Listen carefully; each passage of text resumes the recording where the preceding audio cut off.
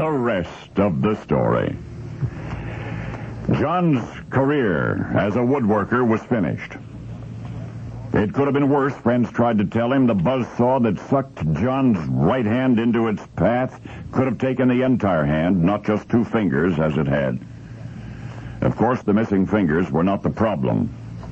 The matter with John was fear. The sound of the buzzsaw, once a friendly purr, had now become a terrifying whine. Every time John heard it, he felt the pain again. He saw the mill spattered with red again.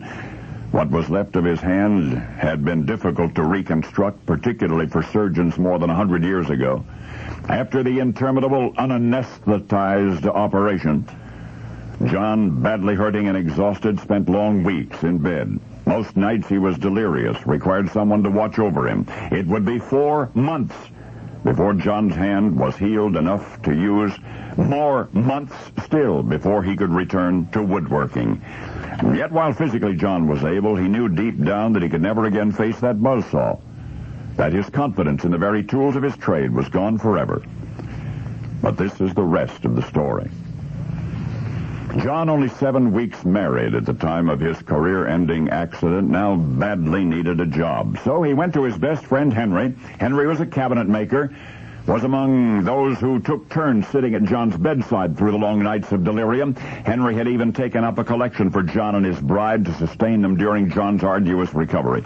Anyway, now that John was physically well enough to work, practically broke, he would need to find some new profession, and fast. As a teenager, he had apprenticed as an optician. Perhaps he could open an optical shop right there in Rochester, New York. But he would need the capital to do it. So John approached his devoted cabinet maker friend and asked, "How much money have you saved?" And Henry replied, $62. John said, "I know there is risk involved, but I'm at the end of my rope. Give me your savings, and I'll give you a half interest in my optical shop." Henry did not hesitate even for a moment.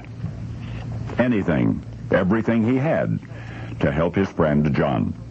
So, John took Henry's $62 over to the gallery at Reynolds Arcade. He rented the front half of a shoemaker's store. He bought a table and 2 chairs and some crude equipment, and he began grinding lenses for spectacles.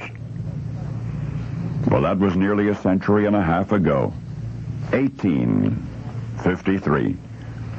And yet over the years since then, the names of a hapless woodworker and his generous cabinet maker partner have come to represent excellence in a field foreign to their original one.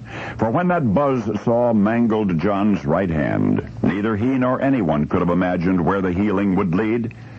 To a lens maker's shop in Rochester, and to an astounding tradition in optical science and manufacture, a company that still bears the names of its founders, the best friends whose best friendship was to outlive them both. John Bausch and Henry Lomb. That's right. You've heard of the beginning of Bausch and Lomb. Now that you've heard the rest of the story.